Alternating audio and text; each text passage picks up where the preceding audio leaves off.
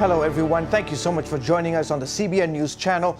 I'm George Thomas. And I'm Charlene Israel. The main suspect in the Boston Marathon bombings pleaded not guilty in his first court appearance Wednesday.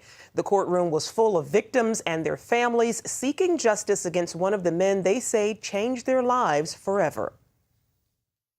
Johar Tsarnaev's hearing lasted less than 10 minutes. All he said was not guilty over and over as each of the 30 charges against him was read. The only emotion Tsarnaev showed for his sisters, smiling at them when he came in and blowing a kiss when he left. The victims present say his attitude was not one of remorse. He never looked at us. He never turned in our direction. We were sitting directly behind him. That he was smirking and had no care for, I don't know, just, that he just had the audacity to smirk at us is how I took it. Liz Norton's two sons each lost legs in the bombings. I wanted more than anything to just stand up on 2 feet. Like that, you have no idea how bad I wanted to get up. 3 people were killed and 264 others were wounded in the twin explosions on April 15th. If convicted, Tsarnaev could face the death penalty. Outside the courthouse, 20 MIT officers stood at attention. Tsarnaev is also accused of killing one of their own, as he and his older brother Tamerlan tried to outrun police. I didn't see the remorse. I didn't see the nervousness or the fear, or I didn't see any of that. Supporters of Tsarnaev also waited outside the court. They cheered when his motorcade arrived, yelling justice for Johar, the name the 19-year-old was known by. Prosecutors say Tsarnaev wrote about his motivations for the bombing on the inside walls of the boat where he hid from authorities, writing that the U.S. government was, quote, killing our innocent civilians, and then going on to say, we Muslims are one body. You hurt one, you hurt us all. Meanwhile, the nation's leaders are asking why Boston law enforcement didn't see the attack coming. As Heather Sells reports, some are pushing for even more monitoring and coordination. Boston police should have known more about Tamerlan and Johar Tsarnaev, the 2 bombing suspects, before their explosives ever went off. In hearings in both the Senate and the House, experts agreed on that point. House Homeland Security Chair Mike McCall noted that Boston police did not know that the FBI had opened a criminal investigation into Tamerlan, nor that he had traveled to Dagestan. So it seems to me they're a great force multiplier, but here we are 12 years after 9/11. And we still are not seeing that kind of coordination and communication taking place. And when the FBI says we don't have the resources, why don't you leverage state and locals? They want to help. The Boston police wanted to be a part of this. They wanted to be at the table. Former New York Mayor Rudolph Giuliani also testified, noting that the country's 800,000 police could enhance FBI efforts. The FBI has just 12,000 agents. If you're trying to find a needle in a haystack in a community in America, the FBI cannot do it. The Boston bombing also underscored the threat of small but deadly attacks, a big headache for law enforcement since tracking individuals is so labor-intensive. Detecting that tipping point where someone moves from radicalized to mobilized is the very hardest piece. Leader, the former head of the National Counterterrorism Center, also pointed out that since 9/11, the country has been largely successful in thwarting terrorism at home. I don't want to make light of the losses we've suffered, but frankly, in my view, it is nothing short of remarkable that since 9/11, we have had a total of 18 people killed in the homeland by al-Qaeda-inspired terrorism. 13 at Fort Hood, 1 at Little Rock, and 4 in Boston most recently. In Boston's case, many lives were spared thanks to first responders who were trained specifically for terror attacks. Heather Sells, CBN News. Muslims around the world are beginning Ramadan, a month of prayer and fasting. Now, American security officials are telling summer travelers not to be alarmed if they see Muslims doing religious rituals in airports or on airplanes. The Transportation and Security Administration says not to worry, but you may see Muslims bowing or kneeling in prayer, reciting the Quran, or washing their feet in airport restrooms. The Army major on trial for the massacre at Fort Hood says he supports the Taliban and Islamic Sharia law. Nidal Hassan is accused of killing 13 people and wounding nearly 36 at the Texas Army base back in 2009. He reportedly shouted Allahu Akbar, which means God is great, before opening fire on a crowd of soldiers. Hassan is serving as his own attorney and questioned several potential jurors Wednesday about their ability to put aside any prejudice concerning his Islamist views. Egypt's new government is setting out a roadmap for the country's political future, but the Muslim Brotherhood won't go quietly, and it's calling on followers to rise up in protest. As Chris Mitchell reports from Cairo, the very future of Egypt may hang in the balance. Egypt's new president set out a timetable for his political roadmap. At the same time, Muslim Brotherhood members were continuing their call for the reinstatement of Mohamed Morsi in another part of the city. God willing, we are protesting in all squares until the return of Morsi. While Muslim Brotherhood supporters protested, they're also refusing to join the new political process. This fight is for the heart and soul of Egypt and the Middle East for generations to come. Michael Munir, president of the Al Hayat Party, says Egypt's future is being determined now. He says the question is if Egypt's new constitution will be based on political Islam that drives groups like the Muslim Brotherhood. Would political Islam be the driving force behind this whole 100 years to come, or is it going to be moderations, civil liberty, democracy, human rights, religious freedom? And this you cannot get with a constitution that's based on a religion. Munir says the outcome of the constitution will have a huge impact on the millions of Christians in Egypt. For the long term and for the future, and if we have the constitutions that we want to have that respect civil liberty and religious freedom, I think the future is going to be much better for Christians. That hope for a better future and greater freedom is why Christians took to the streets during what many people are calling Egypt's second revolution. Chris Mitchell, CBN News, Cairo, Egypt. And one other item from Egypt, another Christian has been killed in the Sinai Peninsula. 60-year-old Magdi Habashi was kidnapped last Saturday by Islamic militants. His decapitated body was found this morning in a cemetery. Habashi is the second Christian to be killed in the region. A Coptic priest was gunned down last week as he walked in an outdoor market. Egyptian Christians are facing growing retaliation for opposing President Mohamed Morsi days after the military coup. Muslim extremists in southern Egypt burned dozens of Christian homes and stabbed 4 believers to death. Is Egypt on the brink of civil war? Gary Lane posed that question and others to Hudson Institute fellow Samuel Tadros. Tadros says the country's political future may depend on the actions of the Muslim Brotherhood. The Brotherhood so far has not decided to go to any violent means. It has decided to contest this military move by holding massive demonstrations in the Egyptian streets. And by doing so, their strategy is basically that of Chavez in Venezuela when there was a coup against him. And that is basically by continuously remaining on the street, offering themselves as martyrs, as they put it. They are forcing the Egyptian military to back off. Of course, the military is not likely to do so. Well, do you think we'll then see a crackdown on the Brotherhood to the extent that we've seen in the past, where they're outlawed and banned? The problem, of course, is that even under Hosni Mubarak's rule, you got 1,000 arrests here and there, but the Brotherhood existed. We're talking about an organization of 500,000 members at least. So arresting 500,000 people is not likely to happen tomorrow or any time in the future. So a political solution is the one that everyone is hoping for or seeking, whereby the organization as a whole would feel that it is not alienated from the political game and would have some kind of arrangement to continue in the Egyptian system. How can elections for a new parliament and president move forward without the support of the Salafis and the Islamists? Those people received 72% of the votes of the Egyptian population.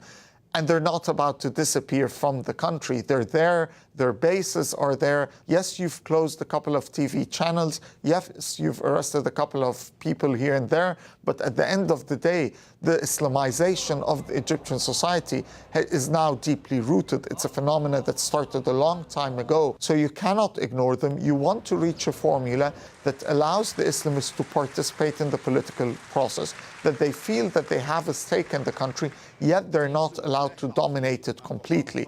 Now, American aid, we give almost $2 billion a year in total aid to Egypt. Do you think the aid should be discontinued? The U.S. now finds itself in a situation where it has lost the support of what is considered its traditional allies, which are the liberals, seculars, Christians, and so on. At the same time, it's afraid to anger the Islamists, because if the U.S. is seen as backing this military coup, it will be a grievance, a grudge that the Islamists will hold against the United States for hundreds of years to come. So it will become something like the Mossadegh removal in Iran. Because of this, the U.S. needs to take a firm position that it does not support the idea of removing a democratically elected government by force, even if we know this government has been not in its best behavior, even if we don't like this government. Most of the U.S. aid has already been spent in this regard. There's no likely spending to occur in the next couple of months. So by taking a position of suspending U.S. aid for the next 4 or 5 months until a parliamentary or presidential elections take place, we set not to lose our relationship with the Egyptian army, because the aid will not in reality be affected, but it will send a strong message that we uphold the principles of democratic elections and civilian governments. And you can see more of Gary's interview, including Tadros' comments about the Egyptian church, on this Friday's edition of Christian World News. Canadian officials continue their investigation into a deadly train derailment that set off a fiery explosion in Quebec. The freight train operated by Montreal, Maine and Atlantic Railway had stopped Saturday for a crew change when it began to roll downhill without a conductor. It derailed at a curve in the tracks and several of its cars exploded near the town of Lagmactic. All but one of the 73 cars were carrying oil. At least 15 people were killed and 35 are still missing. The fiery blast incinerated 30 nearby buildings and forced thousands from their homes. Coming up, 2 more states are closer to passing major restrictions on abortion clinics. We'll tell you where right after this. From CBN. Broken Eardrum is playing at the Civic tonight. And you'll just have to miss it. This is so incredibly unfair. A special story of love and sacrifice. Joy, Mom comes up with something. Christopher Quantum, you and I are going to discuss your attitude right this minute. Superbook. No. Join the Superbook DVD Club and get Superbook's newest episode, He is Risen. Plus 2 copies to share with others. All for your gift of $25. They have arrested Jesus, the Messiah. Do you not know that I have the power to crucify you? No! Please! You can't! They've taken him to Golgotha. We must hurry. Mary is about to lose her son. The worst thing any mother could face. I am not leaving her. Superbook. It's an amazing way to build a strong spiritual foundation in the children you love. Mary, who are you looking for? I've seen him! He is alive! Superbook. He is Risen. Available now. A human trafficking ring in Florida is branding women and girls who are used for prostitution. A major bust began back in May, netting 92 arrests, among them a 15-year-old girl. Officials learned she was part of a trafficking ring that was bringing women into counties throughout Florida for sex for hire. The Polk County Sheriff said she was outraged when she saw markings on the girl that showed that she was being treated like a piece of property. In the year 2013, we are tattooing, branding children, and people are using them as consumable merchandise. And then they simply throw them away. The Florida Attorney General is pursuing this multi-county investigation into human trafficking. The Texas House has approved a new abortion restrictions. Lawmakers there gave final approval to the measure Wednesday. It was a very passionate debate.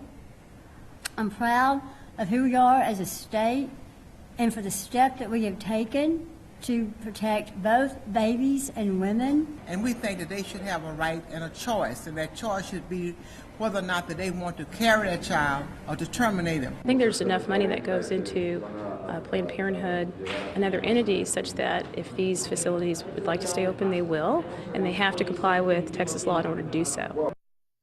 The bill is expected to pass the Texas Senate as early as Friday. Meantime, demonstrators are still going on outside the state capitol. If it becomes law, abortions after 20 weeks would be banned due to evidence babies can feel pain by then. It would also require abortion providers to follow state surgical standards. Critics say it would shut down most abortion clinics in Texas. Meanwhile, in North Carolina, a similar effort is underway to create more abortion safeguards. After the governor mentioned a veto Wednesday, Republicans in the state General Assembly quickly rewrote their bill. They then slipped it into another bill. Sponsors say their goal is to make abortion clinics safer. Opponents say the new regulations will shut down abortion clinics. Up next, a shocking story of diabolical torture and human trafficking on a massive scale. Hear the first-hand account from a victim who escaped. Welcome back. Our next report contains shocking stories of unspeakable horror, so viewer discretion is strongly advised. We're talking about the trafficking of humans on a massive scale. That's right. Along with the most inhuman, grisly torture, this trade brings in millions of dollars. It's no secret, and it could be stopped. But as Chris Mitchell reports, so far, no one has dared. By that time, I had lost sense in both of my hands. It was the result of the accumulated torture, but mainly because both of my wrists were tied up so tight and I was hanged up from the ceiling for 3 days. He's just one victim of a widespread modern-day slavery, kidnapping, and torture trade in the Sinai Desert. You can find many pictures and videos of this horrible practice on the internet. We call this Christian man from the African country of Eritrea Philip, but that's not his real name. We covered his identity for his protection. In some cases, we were tortured just because we were Christians. Sinai was always a place for human smuggling, but since around 2 years ago, even a little bit more, it started to be also a place of human torture. Shahar Shoham is with Physicians for Human Rights. They've documented more than 1,300 cases of torture in the Sinai. Those survivors, like Philip, made it to Israel. But most of the torture cases are not documented. They torture them in horrible methods, like hanging upside down from the ceiling, like using electric shocks, like burning them on their bodies. The story begins in Eritrea, where many like Philip fled from its brutal dictatorship. He traveled to a UN refugee camp in Sudan. There he was kidnapped by a Bedouin tribe. They transferred him, along with many others, through Sudan, Egypt, and all the way to the Sinai Desert and their torture camps. What happens next in these camps is diabolical. What they do is make you call your family and ask them for the money. Usually they would do the asking. What they would do is they would say, you either send this money, or it could be your brother would die, or your father would die, or your son would die. It depends on whoever's picking up the phone.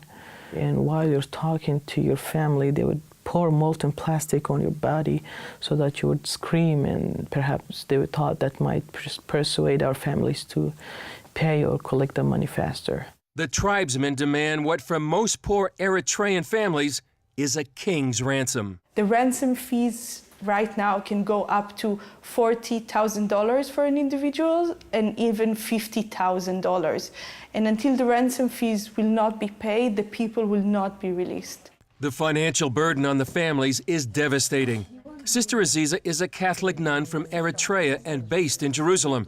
She interviews many of the Sinai survivors. People are destroyed psychologically, physically, because of also that, because they know what happened to their family and how they are living. But many do not make it out alive. Many with Philip died.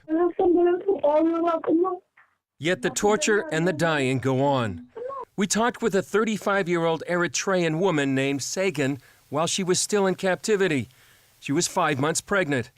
The kidnappers give them cell phones so they can call their family and friends to beg for money. Maron Estefanos, an Eritrean human rights activist living in Sweden, arranged our conversation. We talked via Skype, linking Sweden, Jerusalem, and the Sinai Desert. It was sobering. You could hear the strain in Sagan's voice. They're asking for money every minute. They hit us. They would make them lie down in the floor, and then they would hit their feet and melt with melted plastic bags, and also so that way they cannot stand, because they would torture their feet. And at the same time, she said every day they hang them like the way they used to hang Jesus Christ. A majority of the Eritreans, like Sagan and Philip, are Christians. Many don't survive. There are around 7,000 people that went through these torture camps and 4,000 that died. Those are huge numbers, and I don't think the world needs to keep quiet about that.